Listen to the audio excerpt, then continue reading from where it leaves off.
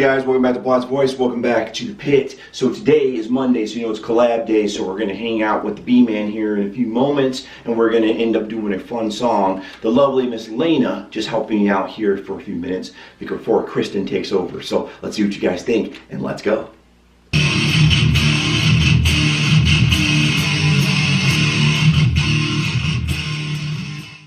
Hey guys, welcome back to PlotsVoice. Welcome back to the pit.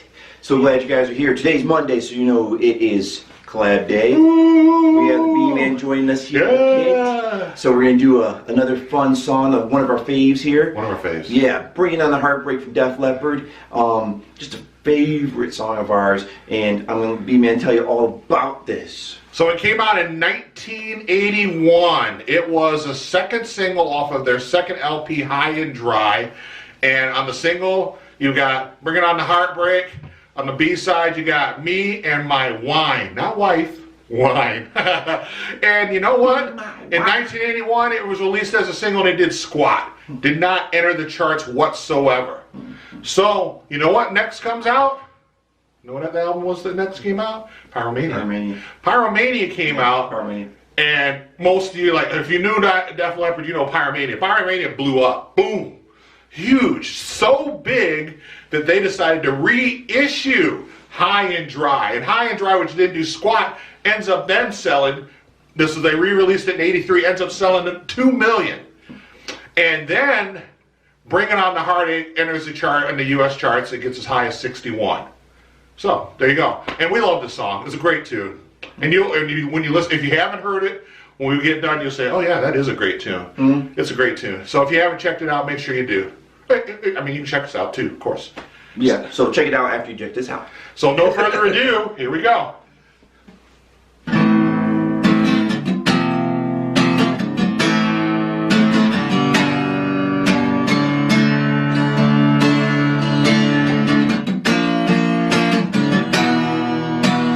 Gypsy, sitting looking pretty, broken rose and laughing eyes.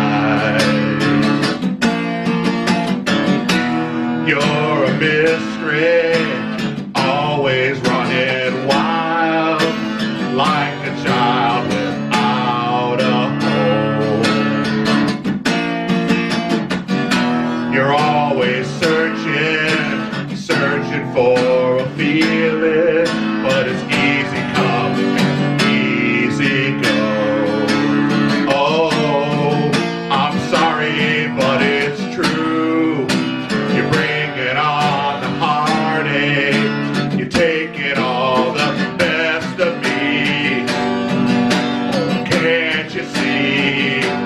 You got the best of me. Whoa, can't you see? You're bringing on the heartbreak. You're bringing on the heartache. You're bringing on the heartbreak. You're bringing on the heartache.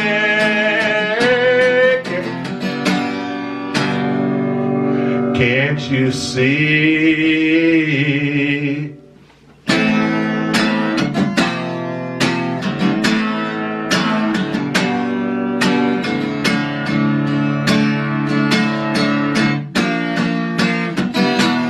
Such a secret, misty eyes and shady, lady, how you hold the key.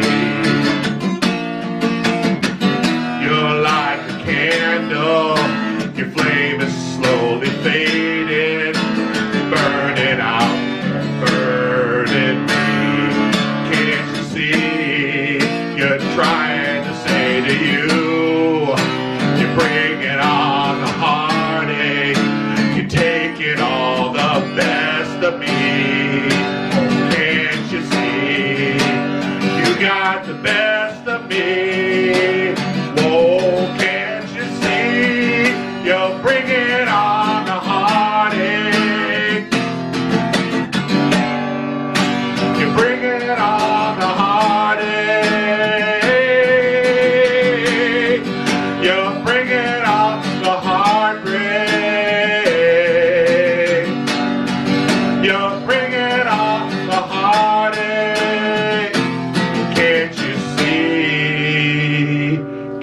you see? No, no, no.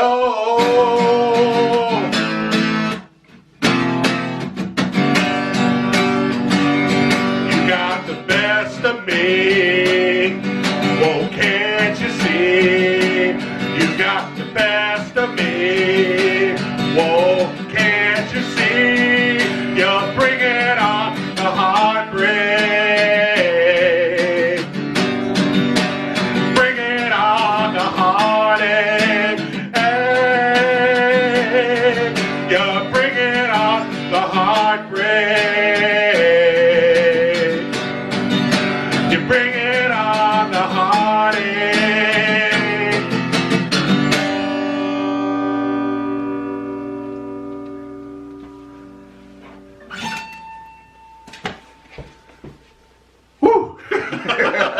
Bringing on the Heartbreak by Def Leppard, man. Hope you guys enjoyed our acoustic version. Kristen took a hit on that one, broke the E string as we were playing that one.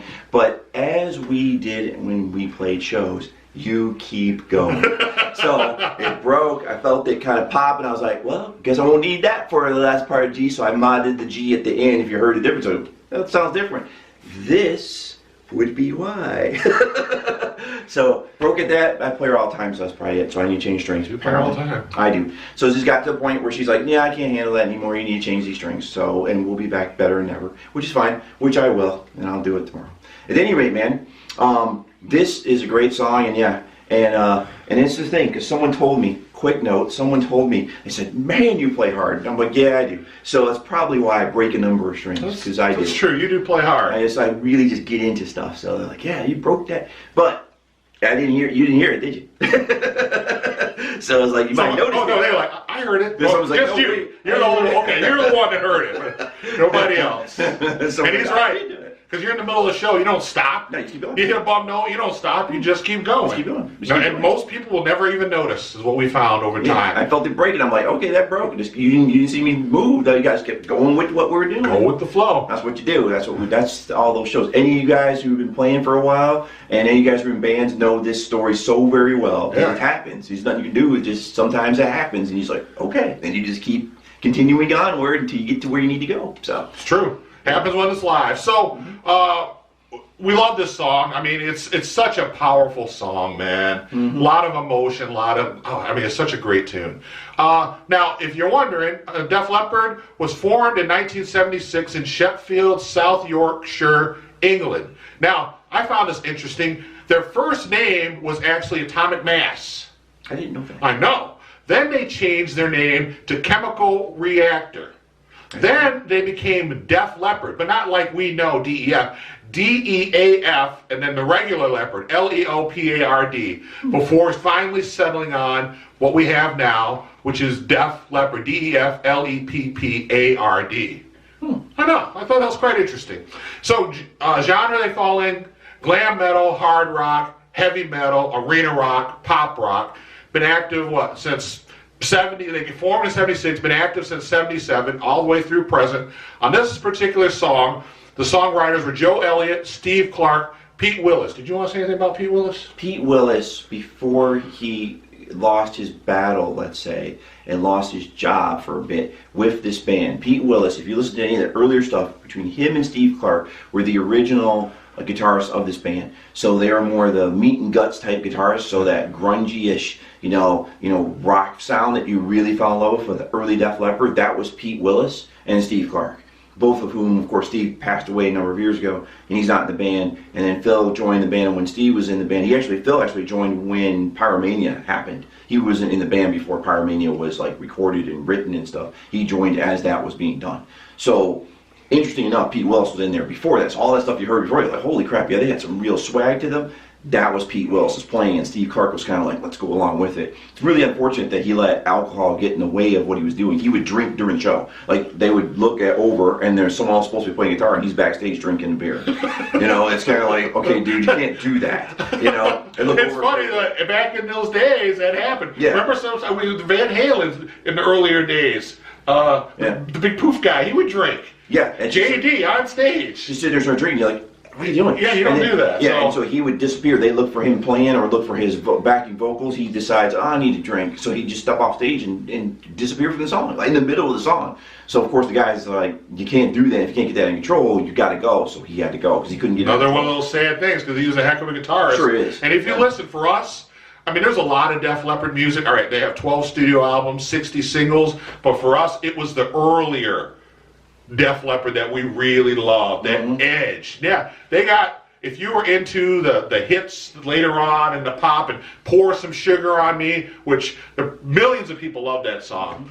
Not me so much. That was not what I wanted. No. Now again, please don't get mad at me because that's fine. If you enjoyed that, I'm not saying, but that wasn't the Def Leppard that I loved, you know. No. So it's a lot of bands, like if you listen to them early on and then people sometimes say they mature, I don't think that they also really mature. I think they just see, hey, we've done everything we maybe want to do in this direction, so now we're going to take it in this direction and see how that goes, which I get that. Metallica is a perfect example of that. I've been with them since point one, and so now people listen to them like, oh, I've been with them for 20 years. I'm like, I was listening to them in the early 80s when they had been a band for like 3 years. So see, their evolution of them is different. They're a rock band. They're not a metal band. They haven't been a metal band since the 80s. But back then, they were a metal band. So, but I'm still a fan of theirs. I've been a fan of theirs since point one. But the thing about it is, why we bring this up is because a lot of these bands, someone will hear it. I haven't heard that song from them. It's like, well, it's probably because it wasn't as commercial and some of the stuff that we may like. Right. Because we were with the band and listening to the band early on when they were like starting out, like they were fairly new, and we were listening to them then. And now, all these years later, and then all these albums later for some of these bands, it's like they're a different band than what we remember when they started. So, and that's nothing wrong with that. It's just, nothing at all. It's just that you might hear some stuff, like, oh man, I didn't know they did that kind of work. And it's like, yeah, especially. Like we're saying, not this is a Metallica video, but yeah, I like how he's still there in Metallica. But the other cool thing that I wanted to mention about Def Leppard in that '83, where it's all of a sudden, it blows up too because you know what else was happening in '83? MTV started in 1980. By 1983, MTV is starting to rock, and Def Leppard started to hit heavy rotation. And that's what made them go whoosh up over the chops. So many people watch MTV. So many watched that. And then that's why they're like, okay, so they brought this back. And yeah, and then it ends up selling 2 million copies. But Def Leppard was instrumental for a lot of bands in the 80s of making it. But let me get to the personnel one more time. So you got Joe Elliott on lead vocals, Steve Clark, lead guitar backing vocals, Pete Willis, rhythm guitar backing vocals, Rick Savage on bass and backing vocals, and Rick Allen on drums and backing vocals. And like I said, they have sold over 100 million records worldwide, just to let you know. So you can't blame them if they shift their music more for rock-oriented radio, because that's where the money is. There are a lot of bands that stayed true to their roots, and nobody knows who they are except for the people in that local area that used to go. So no, we're not bad-mouthing them. You know, you do what you need to do. But for us, we like the earlier music better. That doesn't make the later music bad, because I love Pyromania. Holy cow! But not all the songs. But I could see, when we talk about this, how the band started to shift more towards the rock pop type stuff. And they go in a different direction, and that's fine, because bands, fine. Like I said, I don't think they mature. I think the better word would be that they just change their mind. You know, they start out as one thing, and then they go, you know what, we took this as far as we could take it this direction. Right, so then you have to grow with the times. So you do something else, you know. What seems to be. So nothing wrong with that. But yeah, anyway, this is a great song, great band. If you have not checked them out, please make sure you do so, because again, they got a ton of music. And they are a great band. And they are a great band. There's no question. So yeah. A lot of talent in that band. Mm-hmm. You got anything else to say about this? No, you know, that's pretty much, we covered it. You could look up anything else. I mean, we went through it, you know. I don't want to beat the horse. So the other thing is Miss Kristen, she will be fixed. She will be back next time. I'll fix her tomorrow. And every time I see this video, I'll probably have fixed her. How long did those strings last? Was it about a year? I changed, this is like the third time I changed Kristen's strings, yeah. Wow. So much you play her a lot. I play her a lot, and he does play hard on these guitars, as you hear. So yeah, I got to, you know, it's just one of those things. I got to put that edge, you got your my edge. emotion into it. He does. If you want to call it that, that's what I call it. So that's probably why, you know, I've been through all sorts of kinds of strings for years for that reason. Some people suggested playing heavier strings, and then I did. These are heavier than I used to play, and I still do this. So, you know. But they're great strings. Yeah, I like them, you know. As long as they last. I know, so quick side note, you can play some jazz strings. They're 11s as far as the high E string. You start at 11. You can play those. They're like jazz level strings, and people say, "Oh, you're not gonna break that." Yeah, I broke those too. So it is what it is. It is what it is. I just change them more often. That's all it is. All right. So you know, thanks again for hanging out all the time. This has been a great collab. We had so much fun again, and we're so glad you guys could come. Always. Hope you guys are having a great day, and I hope you guys are having a great life, because we'll be thinking of you and wishing that you do, as well as. Oh yeah, so as well as, don't forget to come on Wednesday to check out Plots at 1. Don't forget to then check the Bman out, that'd be me, on Saturday at noon. Don't forget to, if you want to leave some nice comments for Kristen, let her know. I mean, I know you lost a string, but girl, you played your heart out, so we appreciate that. And I guess that's all we got, so until next time, peace out, live long, and prosper.